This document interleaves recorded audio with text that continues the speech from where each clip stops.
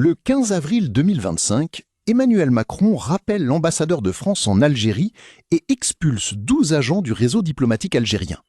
Alger riposte immédiatement. 12 fonctionnaires français expulsés à leur tour.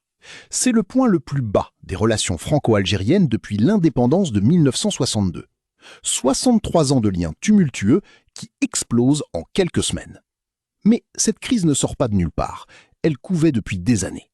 Ce soir, on remonte à la source. Pour comprendre cette crise, il faut accepter de regarder l'histoire en face. La France a colonisé l'Algérie pendant 132 ans, de 1830 à 1962. Une guerre d'indépendance de 8 ans, entre 1 et 1,5 million de morts selon les estimations algériennes. Un traumatisme collectif des deux côtés de la Méditerranée qui n'a jamais vraiment cicatrisé. Avant de continuer, approfondis avec nous. Chaque épisode de Décryptage Algérie analyse plus que les autres. Abonne-toi pour ne rien rater. Depuis l'indépendance, les deux pays entretiennent ce que les diplomates appellent une relation passionnelle. Trop d'histoires, trop de liens humains pour être indifférents. Près de 3 millions d'Algériens vivent en France. Au 31 décembre 2024, on comptait exactement 649 991 ressortissants algériens titulaires d'un titre de séjour valide en France. C'est la première communauté étrangère du pays. Et cette relation intime, quand elle explose, elle fait très mal, des deux côtés. Au cœur du débat depuis des mois, l'accord franco-algérien du 27 décembre 1968.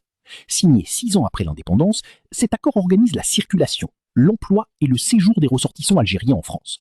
Il a été modifié par 3 avenants, en 1985, 1994 et 2001, mais reste un régime juridique à part. Concrètement, voici ce qu'il prévoit de différent du droit commun. Le certificat de résidence de 10 ans est accessible après 3 ans de séjour régulier, contre 5 ans pour les autres étrangers non européens.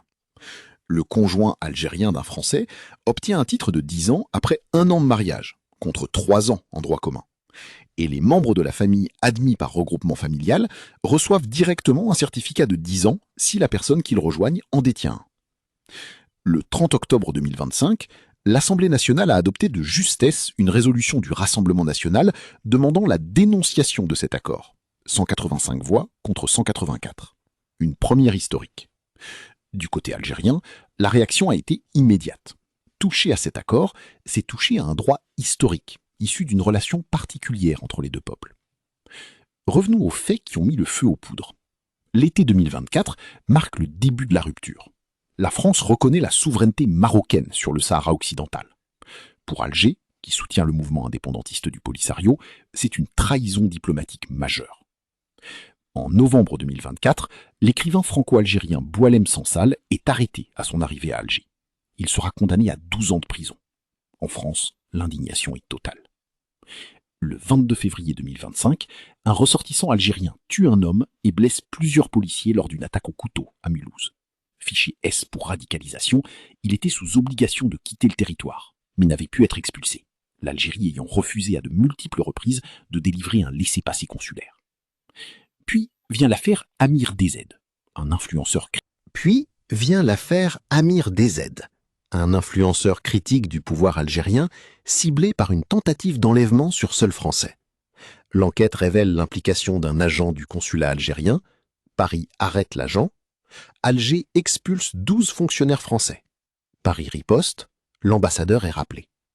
Avril 2025, le point de rupture. Mais cette crise, c'est aussi une bataille d'intérêts cachés. La France a besoin de l'Algérie sur plusieurs dossiers vitaux.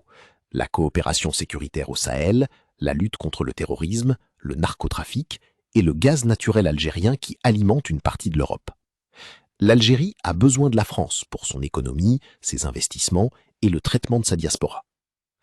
Comme l'a résumé le cardinal Jean-Paul Vesco, archevêque d'Alger. Prétendre divorcer entre la France et l'Algérie est une illusion. Les deux pays sont indissolublement liés par l'histoire, l'économie et les millions d'hommes et de femmes qui vivent entre les deux rives. La rupture totale n'est dans l'intérêt de personne. Depuis début 2026, des signaux de détente sont apparus.